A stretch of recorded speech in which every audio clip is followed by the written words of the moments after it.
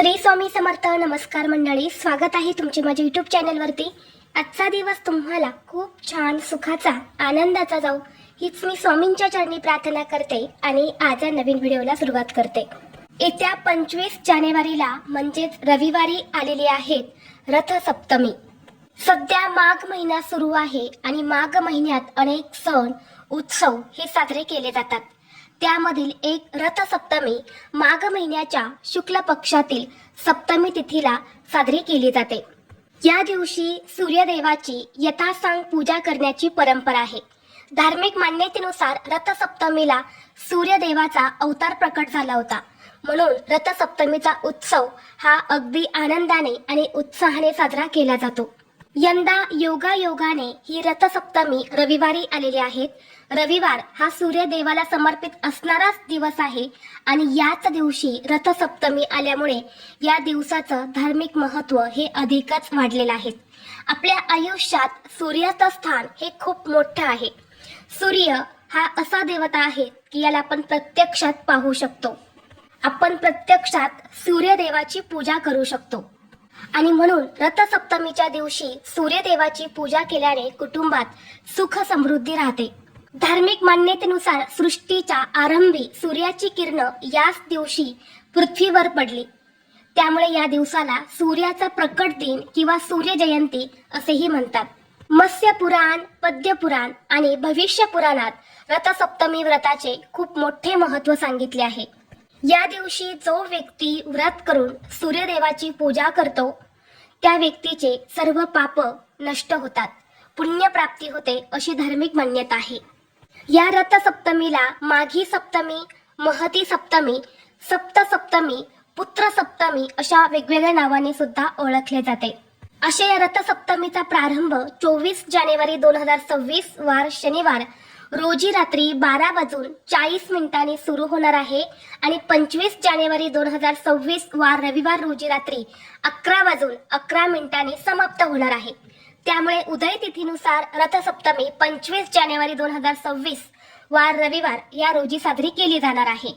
धार्मिक मान्यतेनुसार या दिवशी सूर्यदेवाची पूजा केल्याने उत्तम आरोग्य, दीर्घ आयुष्य लाभत असते. या दिवशी सूर्यमंत्राची पूजा आणि जप केल्याने त्वचा व डोळ्यांच्या सर्व समस्या या दूर होतात. सूर्यदेवाला प्रसन्न केल्याने जीवनात प्रगतीचे नवे मार्ग खुले होतात.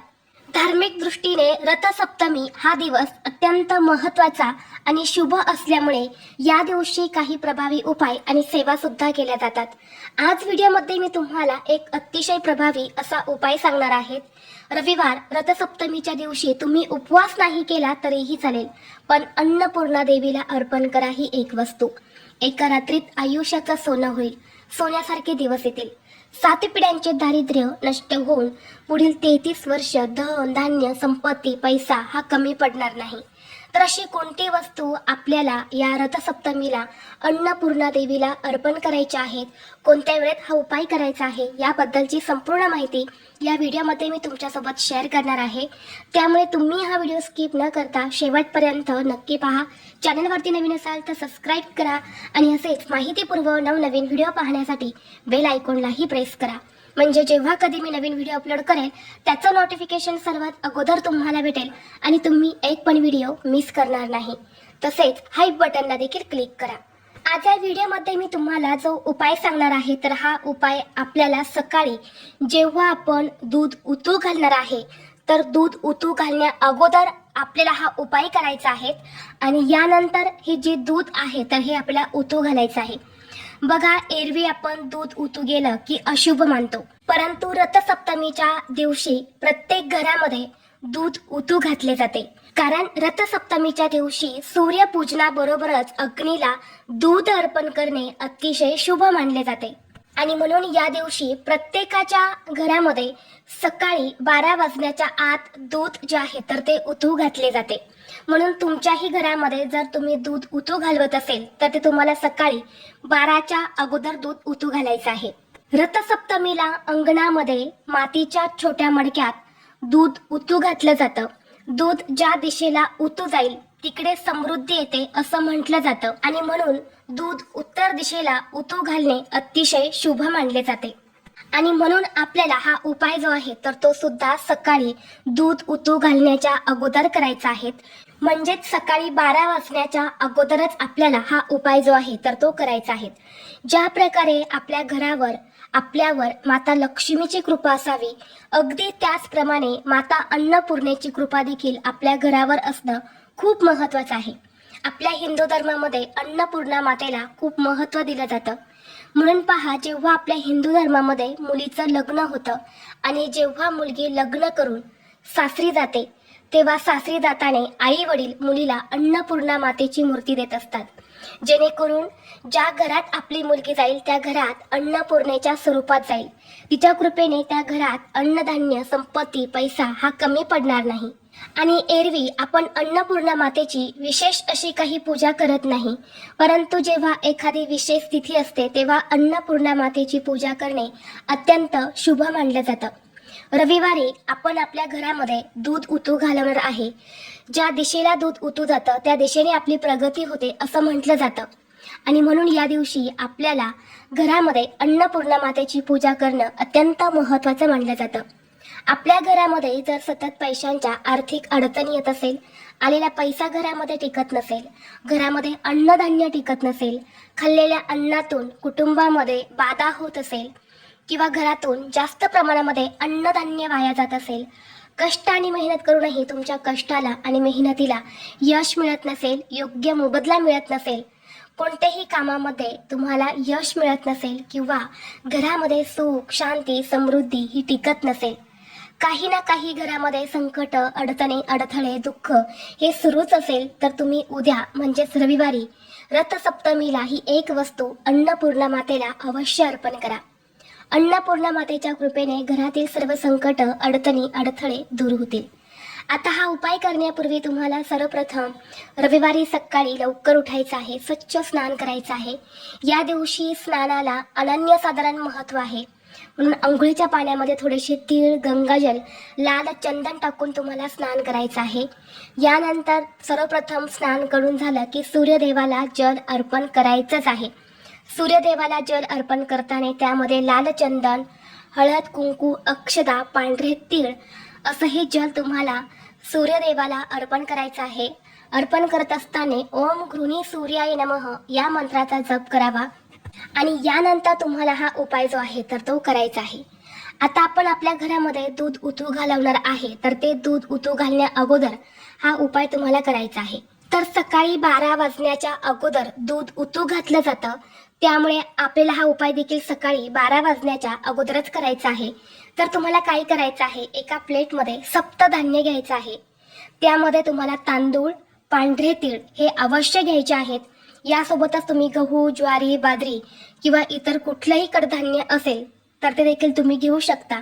हे सगळं धान्य एकत्र मिक्स करून तुम्हाला एका वाटीमध्ये किंवा प्लेटमध्ये घ्यायचं आहे.